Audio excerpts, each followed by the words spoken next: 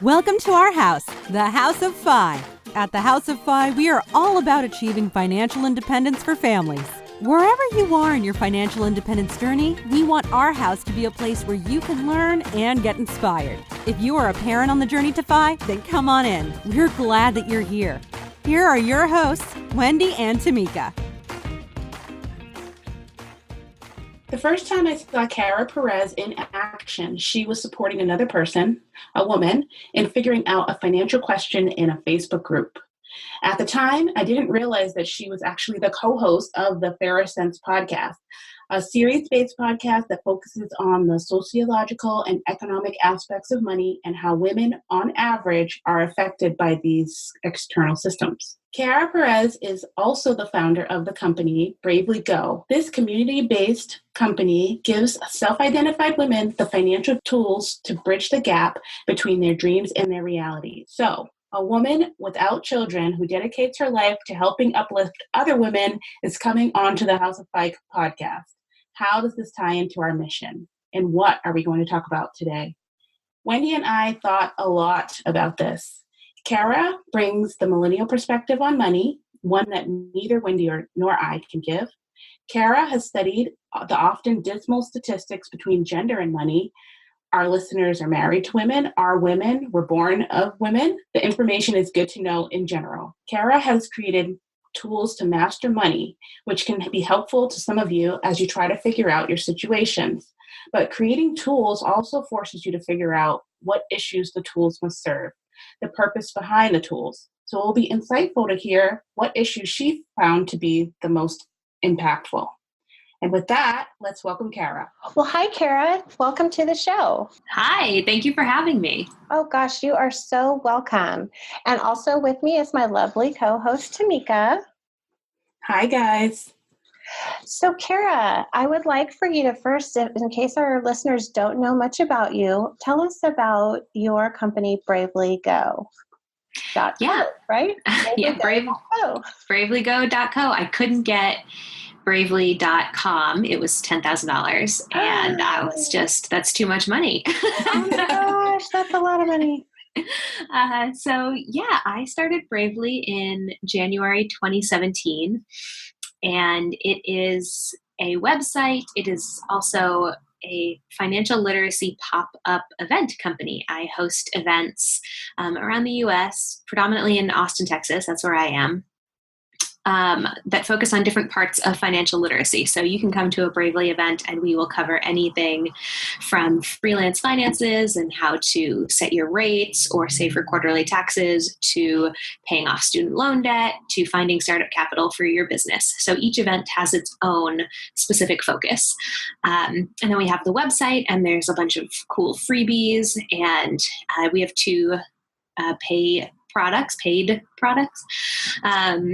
And then I've got myself a podcast, The Fairer Sense. That's not directly tied into Bravely, but my co-host and I, Tanya, talk all things women and money. So a lot of my life is talking about money, I would say. Right.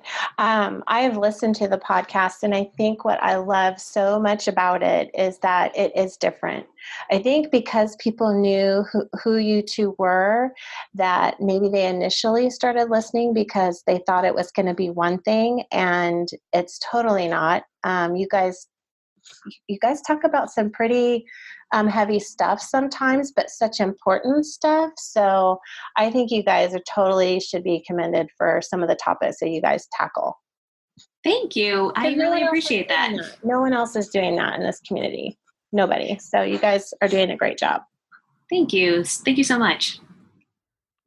So, in terms of let's see, what could we talk about first? We could talk about the company or we could talk about the podcast. How about we go back to the company? Because, so our podcast, as you know, is geared towards families who are pursuing financial independence. And I'm sure some of them are going to think, okay, she's a millennial and she doesn't have a traditional family yet, or I don't know if you're planning to or not. and that they're probably wondering how you fit into, the types of people that we usually talk to.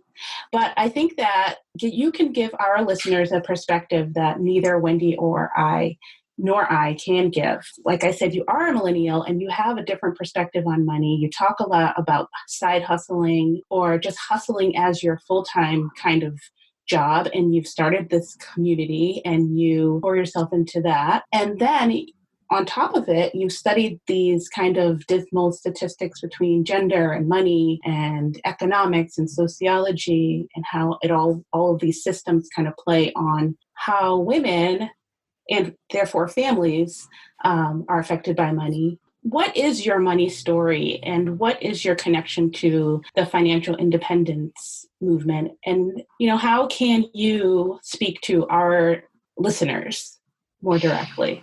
Yeah, such good questions. I will start with my money story and my money background. So I grew up in New England. I'm originally a New Englander in a single parent household, and I have 2 siblings. And certainly during my childhood, when I was very young, money was very tight. I've spoken on my podcast about how we were on food stamps for 6 years, and just being in a single parent household in an expensive part of the country meant that we didn't have a lot of money. And honestly, we had such privilege. My mother, her parents are fairly wealthy and they gave us a house. So without that house, I don't know where we would have lived, but also we didn't have to pay a mortgage and we didn't have to pay rent. So some tough times, but also insane amounts of privilege. And I'm the middle child. Once I reached high school, my mom's job situation and finances had definitely stabilized, and she is now in a totally fine place financially and is all set to retire. But my early experiences with money were definitely like, we don't have any. Money is really hard and really stressful, and it's for other people. It's not for you. And just created this really negative money script and this scarcity mindset in my brain that I carried all throughout high school and college and into my early 20s. And then I have a degree in English, and I love it. I'm glad I got it. But certainly when I graduated in 2011, nobody was interested in hiring me. So I spent the first 3 years out of college waiting tables, which is not a lucrative career. But it was the only thing I could find. I must have applied to, hundreds over those 3 years of jobs in anything, admin assistant, social media manager, content marketer, and I just couldn't find a job. And I had bills to pay and I had student loans from college. So I had to have some sort of income coming in. So waiting tables provided that. But I think in my first 3 years out of college, it was like I made a little over 15 grand my first year, a little over 16 grand my second, and 18,000 my third year out of college. And at that point, I was 26 and I had my quarter life crisis.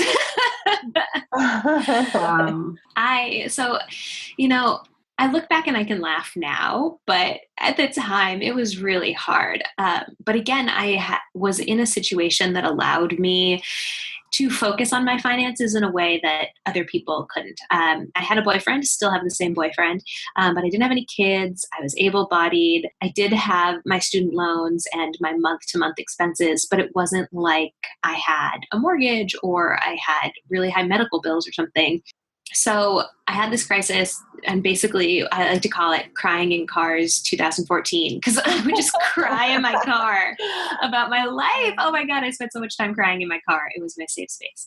And I realized money was really the root of all my stresses, and I wasn't making enough. I didn't know what to do with what I did have, and money just felt so hard. So I am certainly someone who I like a good challenge, and I was like, okay, this is hard. I'm going to learn everything I can about it. I'm going to take the power away from money and have it for myself. And so at the time I graduated college with a little over 25 grand in student loans.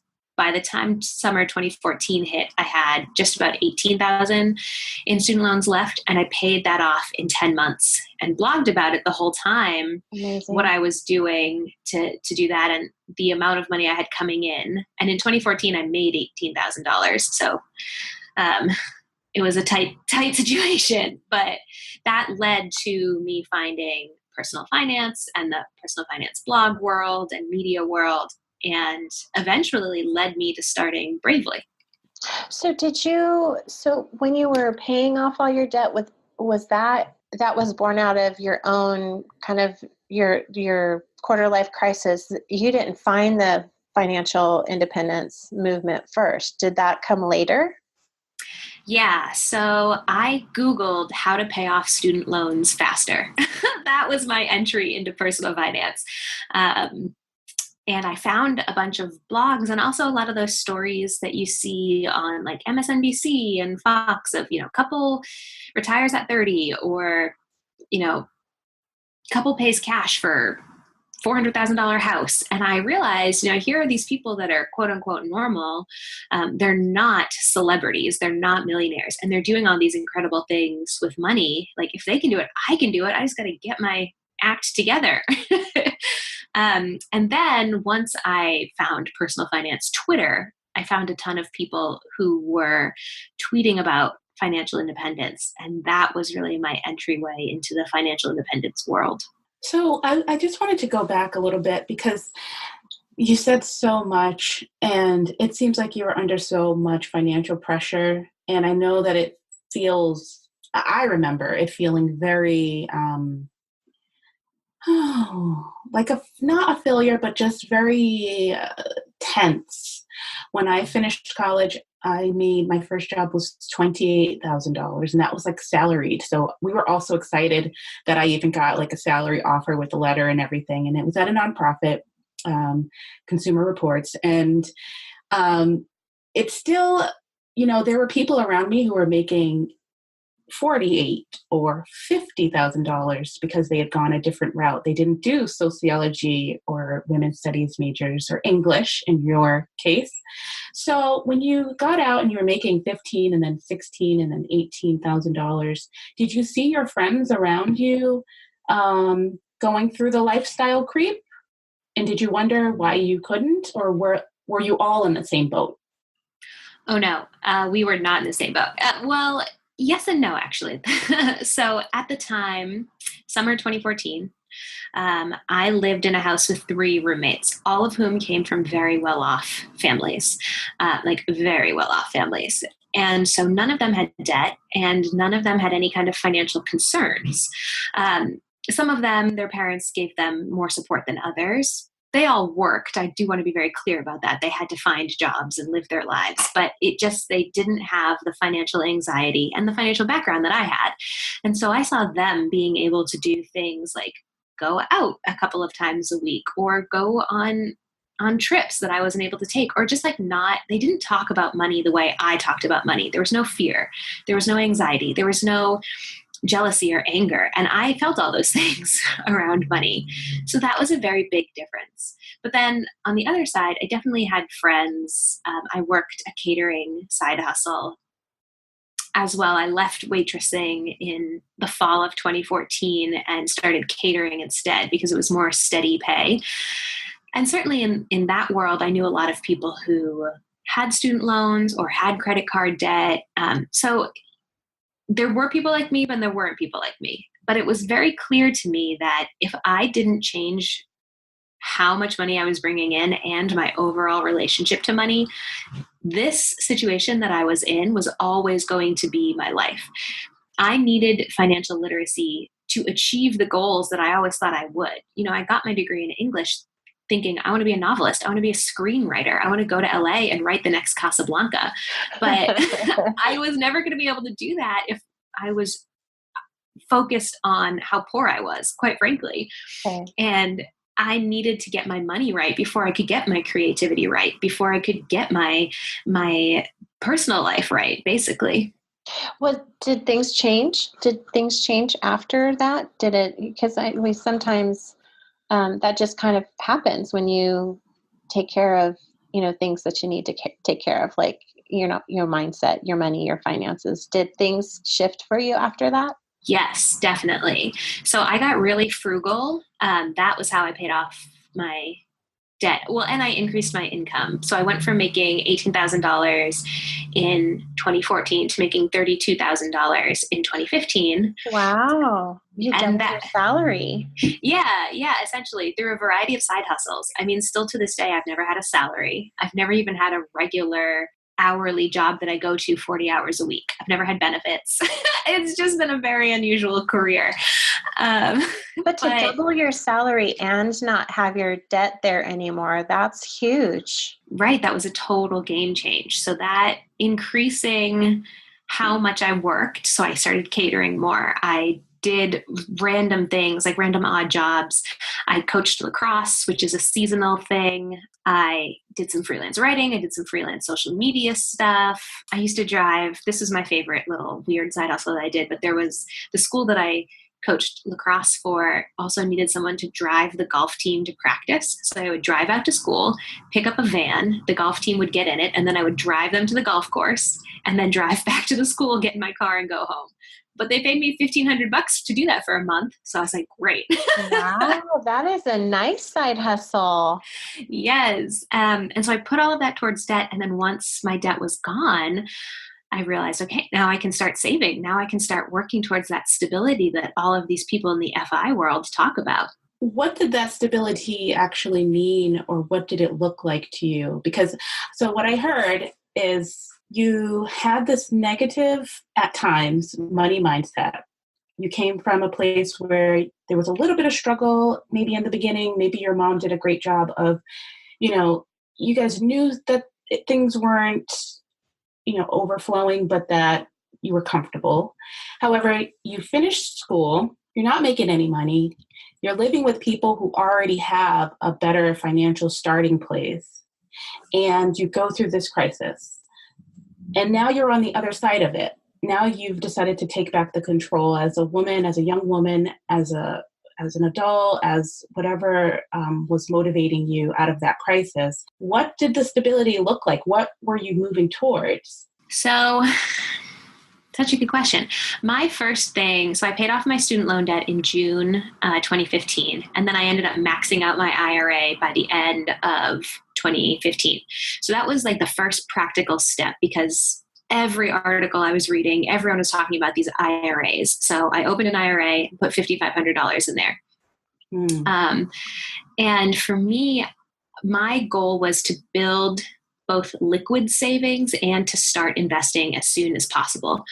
We all know the power of investing, and I hadn't been doing that up until that point. And so now at this point in the story, I was 27, and I knew if I'm going to build wealth and start having my money work for me, I need to get into the stock market.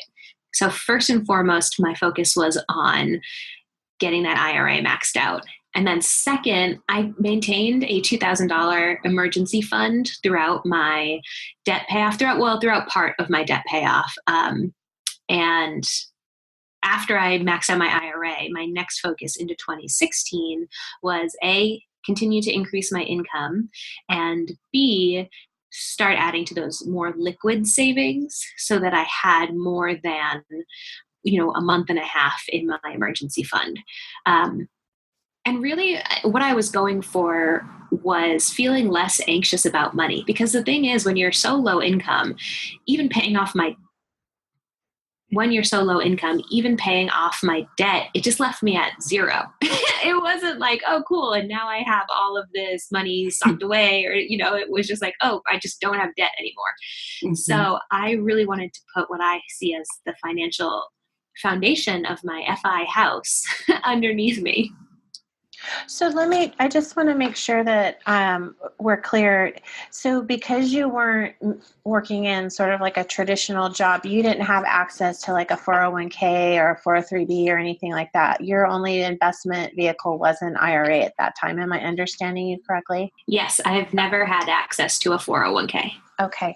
So I think that might be a good thing to maybe talk about for our listeners who maybe don't have access to those sorts of retirement vehicles as well, that, if you don't, this is what you can do. You can do an IRA, and then maybe you have to do after tax accounts instead. Sure. Yeah. So I opened my IRA in 2015, and I've maxed it out each year since then. I have a traditional and I have a Roth. And for the first 2 years, I maxed out my traditional. This year, I actually chose to max out my Roth because I'm maybe buying a house and it's going to affect my income report. So additionally, if you own a small business, even if you have a side hustle, but it's officially registered as an LLC as a business, you can open a solo 401k. You can also open a SEP IRA, which I recommend for people who don't have access to these employer-sponsored plans, because it is so important for us to save for retirement. And if your company isn't there for you with a plan, you got to go out and find one for yourself. So if you're doing the entrepreneur thing, you can still totally save for retirement in these tax advantaged accounts before you have to go into the taxable stuff. And then once you've done what you can on the tax advantaged side, definitely look into opening taxable accounts for your retirement, because no one else is going to do it for you. You really have to take care of your own retirement. Exactly. And so for our listeners, what I would suggest is if you're in a similar situation and you want more information on the rules for a solo 401k or a SEP, set up an appointment with a CPA or seek out the information, because there are rules about what you can contribute and how much you can contribute. And there's processes for that, but they are awesome vehicles to help you get more retirement money put away. So, Kara, there are some other resources and documents that you have on your website.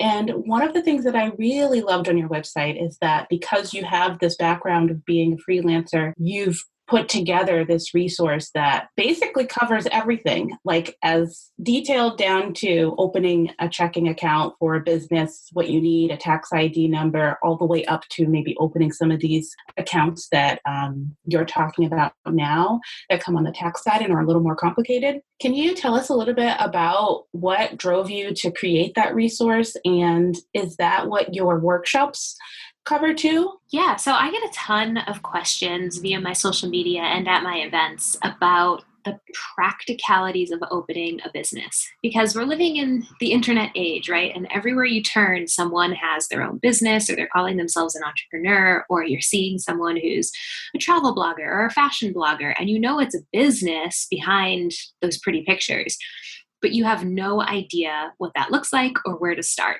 And it's so important to understand that, because a lot of people are just like, well, I really like photography. I'm going to be a photographer. And they don't take the time to understand the tax implications of that, or setting up a different bank account from their personal one for their business, or understanding the liabilities that they are at as a business owner. And I can tell everyone in the world this one-on-one, but that would take me forever. And so I put together this guide, this freelance guide. It's 10 chapters. And like you said, it walks you through everything. So the first chapter is, should I be a sole proprietor or should I be an LLC? And understanding, well, what is a sole proprietorship and what is an LLC and what are the differences and how do I make that choice for myself? And then it goes through other points. How do I set my rates as a freelancer? How much do I need to be making in order to match the salary that I'm leaving or the salary that I want to be making as a freelancer? To what are quarterly taxes? How do I pay them? Where do I send them to? Because all of this is so important when you're building a business. It's not just how many followers can I get on Instagram and how pretty can my photos be. It's, am I setting this up legally and financially correctly? And then to answer your second part of that question, I do always do an event built around freelance finances, because like I said, it's something my audience really wants to know about. But the events vary. Each one has a different topic. So you're not going to hear about freelance finances at every single event. But of course, this resource is always on the website. So if you start freelancing 6 months from now, it's still going to be there and you can check it out then when you need to. That's just awesome. I love it. And I wish I actually took more copious notes when I was starting my own business so that I can even share some of this information, because it goes by so quickly. You're doing so much that you forget all of the steps that you were doing. So it's such a great resource. the fact that you created the resource because of the complexities of money, it's related to starting a business, but the complexities of money. I just wanted to ask you a little bit about why you feel that being a woman adds another layer of complexity when it comes to money, which is a lot of the topic that you talk about on your podcast, in addition to your website. Yeah, I mean, I think the numbers speak for themselves, right? I mean, there's this Jay-Z quote that I love, which is men lie, women lie, numbers don't. And when it comes to things like income levels, when it comes to things like money set aside for retirement, we see over and over and over again that men make more money, they save at a higher rate, they invest at a higher rate than women do. So we are living in an unequal world. We are living in a world that favors men when it comes to finances. And we can go into a lot of reasons about why this is. Some of it is, yes, women don't negotiate as much, but some of it is when women do negotiate, they're seen as shrill or rude or bossy, and people don't want to give them raises. So there's this bias on both sides. And some of it is that when women enter job fields, the pay starts going down. So there's this entrenched sexism in our society that affects our money. And it's so important to talk about it so that we can change it. I think there's absolutely nothing wrong with saying, this is an unfair system. Let's make it fair. In the same way, I think there's absolutely nothing wrong with saying, here are the ways I've been privileged. It doesn't take anything away from my hard work. And in my own story, I'm able to say, you know what, look, like something I like to share with people is I'm biracial, even though if you look at me, you're just going to see a white girl. But my father was born and raised in Dominican Republic, and I look exactly like my mom, who is a white woman. So I just came out white. That affects how I move in this world. Now, does it take away from all the hard work that I put into paying off my debt, for example? Like, no, I worked 5 different jobs, 7 days a week. I busted my butt to pay off that debt. But overall, it was easier for me because I'm white. And so coming back to the gender side of things, I think it is dishonest to give advice to women that is made for men. So saying like, oh, you just need to save 15% of your income for retirement. Actually, you need to save more than that because you're earning less and you're going to live longer than a man. So you need more money. So I think it's totally fine. I think it's right. And quite frankly, I think it's just for us to say, hey, the world we're living in doesn't treat everyone the same. And we need to adjust our finances and our financial plans to accommodate for that. That's so powerful, Kara. I love everything about what you just said. Thanks. All of it. I just, and this is kind of a tangent, but something you said made me think, because you said you had siblings, correct? Yes, 2. So do your siblings favor your mother or your father? Or yes, we're all white passing. Okay. So the question I was going to ask, if your answer was different, is have you had opportunities to talk with your siblings about the different experiences? Yeah, no, though I do. I'm very close with my cousins on my dad's side of the family. And I have a 25-year-old cousin who is fairly dark-skinned. And we were talking about it the other day. She was saying the other day, this was like 6 months ago. It's all the other day. It is all the other day. And we were talking about her student loans and her quest for a job. She hadn't been able to find a full-time job in her chosen field. And she was just beginning to wonder, like, is it because of my last name? Is it because of my skin color? I mean, I'm beginning to freak out here. And we were just talking about our different experiences in the world. And again, I think I want the revolution to come. You know, I want us to live in an equal world, and I try and work towards that in many ways in my own life. I know many other people are doing the same. And so it comes down to how we're behaving, how we're voting, how we're spending our money. But it also comes down to, until our world changes, how can I protect myself and live my best life? So there is a level of individual responsibility in it, even as we're working towards that social change. Absolutely. So I have to ask you, is your work invigorating to you, or is it exhausting? I would say it is 85% invigorating, 15% exhausting. Mm-hmm. I love what I do, and I feel so lucky that this is the way I am able to make my living. It can be, especially when I'm working with people as a money coach, one-on-one, we do this deep dive emotional work as well as this deep dive financial work. And a lot of people will come to me and say, I want to pay off my debt, but getting them to see that in order to do that, they have to change their lifestyle in some way, whether it's cutting back or whether it's asking for more money, can be very draining. And sometimes, like I used to get into a lot of fights on Twitter with men who would be like, well, the wage gap isn't real, or like women just need to negotiate more. Like this is a you problem, ladies, not a world problem. And that, yeah. How did you not self-combust? Oh my gosh. I mean, sometimes I did. I just combusted all over Twitter. And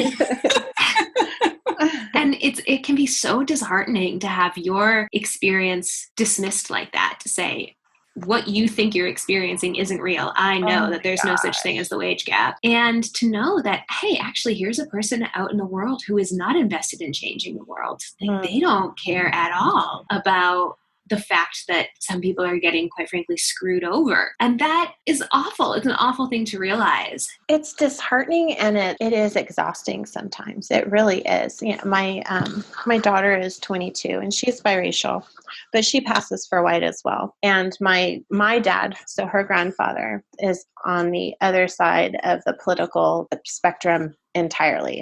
It's a very sore spot, but he has made comments that minimized her experiences as facing racial prejudice. And, we try to stay out of those conversations so that it does not destroy what is left of the relationship between, her papa and my dad. But it's exactly that, she is like, you can't understand what I've gone through. I'm telling you, this is my experience, and you're completely rejecting my experience. And how can you do that? Like, it's real for me. How can you not validate what's mine? So frustrating. It is. It's really frustrating. And I have found that the older I get, the more comfortable I am with drawing lines in the sand and saying, you know what, I don't need to spend my time and energy convincing you, especially if you're someone who's invested in upholding the status quo. I would rather spend my time talking with people who are either A,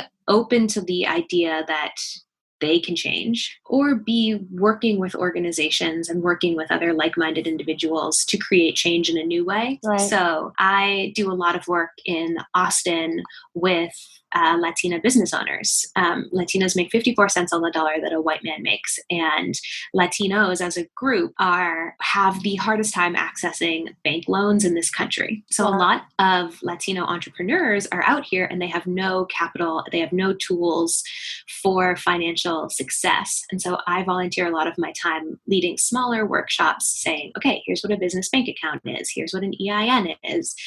Here's how you can organize these accounts to hopefully set yourself up for success. And then they need to go out and do the marketing and sell the product, of course, run their business. But that to me is a way, instead of arguing with some dude on Twitter who doesn't care, I can say, you know what, I'm going to go find people who are going to create the change I want to see in their everyday life. So that is where I mean, don't get me wrong. I literally had to write on a Post-it, stop arguing with people on Twitter because it was such a waste of my time. I did. Earlier this year, I had a different one that was like, okay, the only 3 things worth arguing about are depression, poverty, and abortion. But then I was like, you know what? I can't even argue about these. I'm so mad all the time. It's still too much. So now I try not to argue at all anymore. And instead, I direct that energy to people and to organizations that are doing the work I believe in. That's so amazing. Thank you. It really is. No, it's just incredible. And I was just thinking as you were talking, I wonder what sort of alternative ways there are, if it is more difficult to, for Hispanics to get bank loans, what sort of alternative options are out there? Are there more like community resources, people pulling their money together, that sort of thing, like crowdfunding, that sort of thing? Yeah, you do see some of that. And honestly, too, shout out Gina Rodriguez, who is the actress from Jane the Virgin. She has been a really vocal figurehead and leader in the Latino community for financial awareness and financial tools. So something that she did recently was for the Golden Globes, a lot of studios and actors and actresses will spend money campaigning for themselves. They'll take out ads, or they'll take I don't know how they exactly campaign, but they spend a fair chunk of money trying to net the award for themselves. And Gina published this piece where she was like, yeah, I talked with my producers. We had a set amount of money that we were going to spend campaigning. And instead we gave it to this one Latina to pay for all 4 years of college. So here's someone who made real financial change in this one person's life. That girl gets to go to college debt free and use her degree to create change in the world. And that's amazing. So there's all sorts of things happening in all sorts of ways. And it's those bright spots that keep me going. I think we're ready. I think, I'm 47 and, like I said, my oldest is 22, but my youngest is 4. And I have such hope for the generations after mine. The millennials get a bad rap, but I put a lot of faith in the millennials and the ones that are coming next. I think they're going to be the ones to change the world way more than we ever could have. So I'm excited to see what happens. It's frustrating, but I feel like we're in these labor pains right now, but things are going to happen. Things are going to happen very, very soon. Yeah, I agree. I think we have reached a tipping point as a country. And I think the 2016 election exposed to a lot of people who have been a little ensconced in privileges that there are a lot of really open wounds for a lot of communities here. But there are also a lot of people agitating for a lot of change on many, many fronts. And I always tell my coaching clients, actually, that growth is painful. Sometimes in order to get that thing that you want, you got to go through a little bit of pain. But I also think of the Winston Churchill quote, which is, if you're going through hell, keep going. And the United States is going to keep going.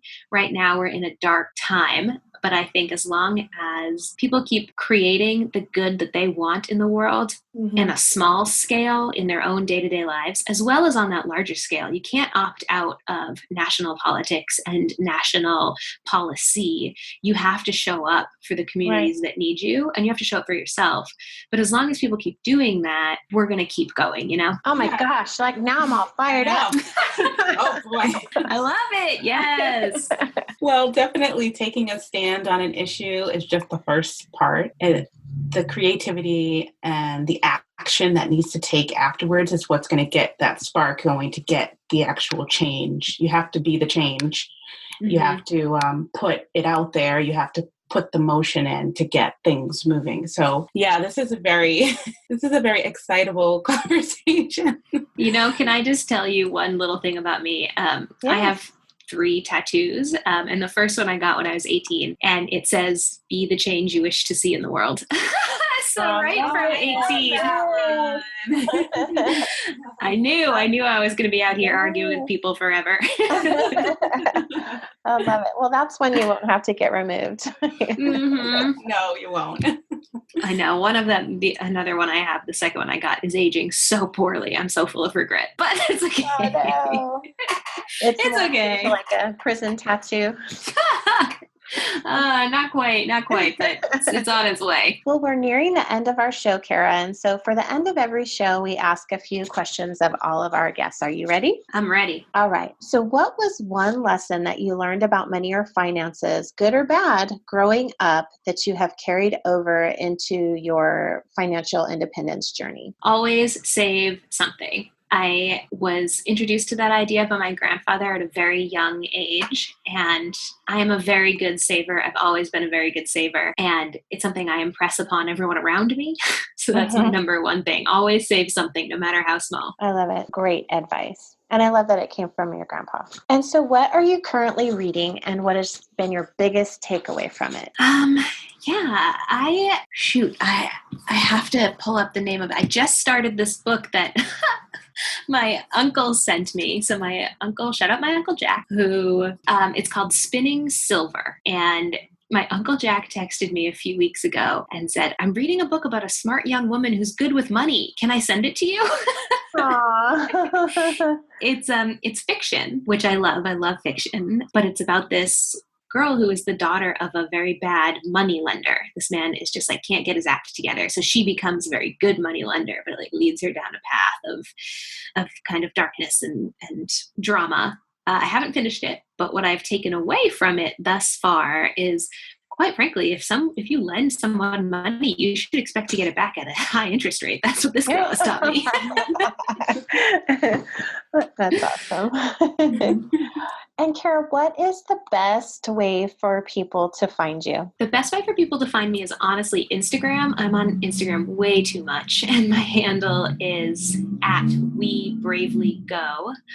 But also you can find me at my website, bravelygo.co, and feel free to shoot me an email if there's something I said that kind of piqued your interest at info@bravelygo.co. And again, that's .co for all of this stuff. It's not .com. Well, Kara, thank you so much for being on the show. I think that we talked about so many good things there, and I think it is so applicable to our listeners. The tips that you provided and just the awareness on some of the issues that we talked about are so applicable to everybody, and especially maybe some of our single moms out there. And so I just appreciate you coming on the show so much. Thank you so much for having me. This was a wonderful conversation. I appreciate y'all both so much. All right. Well, thanks, Kara. Take care. Well, House of Five family, that brings this episode to a close. If you've liked what you've heard, please subscribe in iTunes, as well as any of the other platforms you've found us on. We're on just about all of them. Also, please leave us a written review. They help us to know what you're liking about the show, what we can do better. And for every 5 reviews we receive, that's written reviews, we will give away one of our favorite reads, and that is currently Kids' Money Habits by Amy Coit. It's a great book full of great information, both for parents and kids. Don't forget to check out our show notes on the webpage. There is always bonus information there that didn't make it to the show, and we strive to create good content on there. So please head on over to the website and check that out. Finally, you can find us on Facebook. You can either like our page or you can become part of our Facebook group. It's a private group, and in there we have ongoing discussions about each episode as well as other topics within the FI community. It's a way for us to get to know each other better and for Tamika and I to learn exactly what you want to hear more of or questions that you have that we can address with upcoming guests. Again, thank you for listening. Come back next week. We're glad you're here.